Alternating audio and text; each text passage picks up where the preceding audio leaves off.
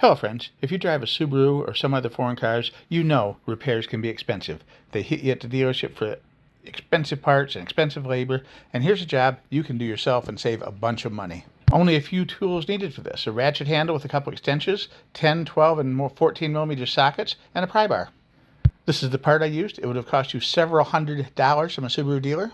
Today we're going to be working on a 2010 Subaru Forester, and the power steering pump has failed. The oil has been leaking out of it really badly, and it just pours right through now and squeals all the time. I can help you avoid some of the mistakes that a lot of people make when they try and do this. We're going to start with this top belt guard right here. We've got a 10 millimeter bolt on one side and a push pin on the opposite side.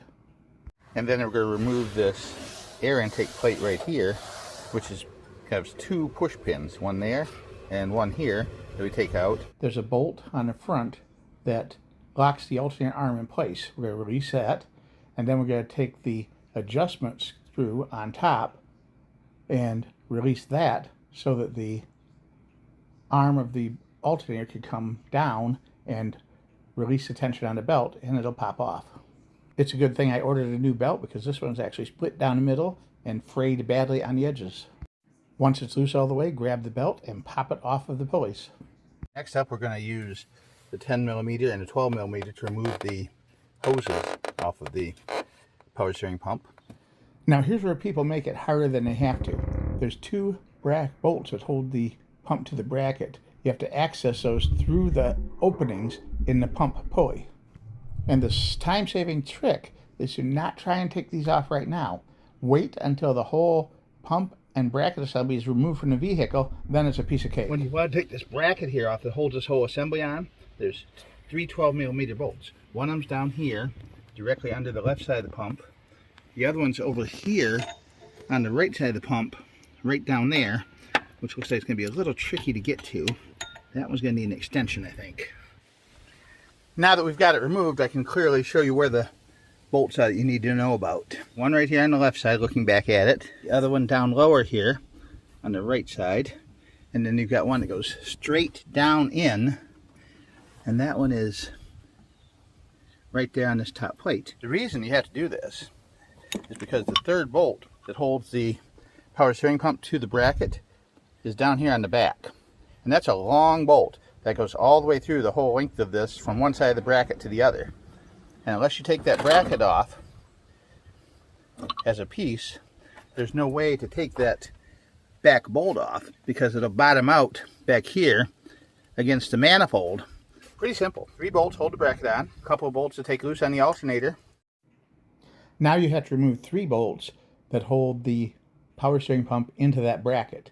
The back one's the hardest one to do. It's a 14 millimeter. That's in there really tight. I used an impact on it. If you don't have an impact, you'll have to brace it up real good against something and use a regular wrench to take it out. When this bolt from the back goes through here and tightens down, it kind of pinches the bracket together. So we're going to need to use a pry bar to get underneath here and separate the pump from the bracket. Transfer the cover bracket to the new pump using a 10 millimeter bolt. Take the pump and set it into the bracket and secure the 3 bolts that hold it in place. 1 through the back and 2 through these front holes that go through the openings in the pulley. Another tip here: when you replace the high pressure line here, you're going to reuse the banjo bolt and the double-sided crush washer. You have to clean these really good to make sure there's no debris or dirt in them. I imagine these double crush washers are hard to find. So the crush washer slides over the fitting like that, so it's on each side. And then the banjo bolt goes through that down into the new pump. Ratchet and socket on this. We're going to tighten it down nice and tight. Not so tight that it might distort anything or break anything. Just a good solid pull. Okay, don't feel any give anymore. Connect the wire connector back in place here. 1 wire on a connector plugs into this. That all set. This is a new fitting that comes with the pump.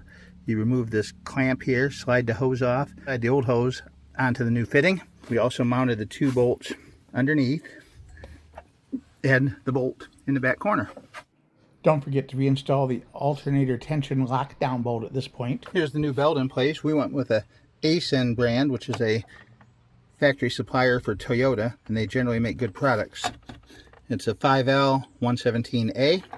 And you see right now it's totally loose because so we're going to tighten that up until there's just like maybe a centimeter or so of deflection.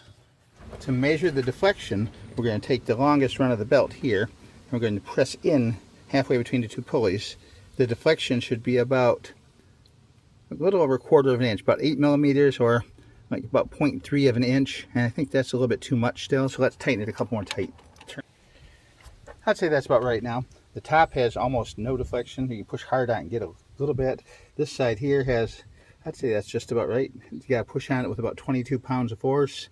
I'd say we're pretty good here. Now the final step is to tighten up the lockdown bolt for the adjuster. When you get it all tightened back together and after you've ran it for a few minutes, you probably should check the belt tension again. I'm going to put the cover plate back on and the air vent, and then refill the fluid. And we're going to call this a very productive day.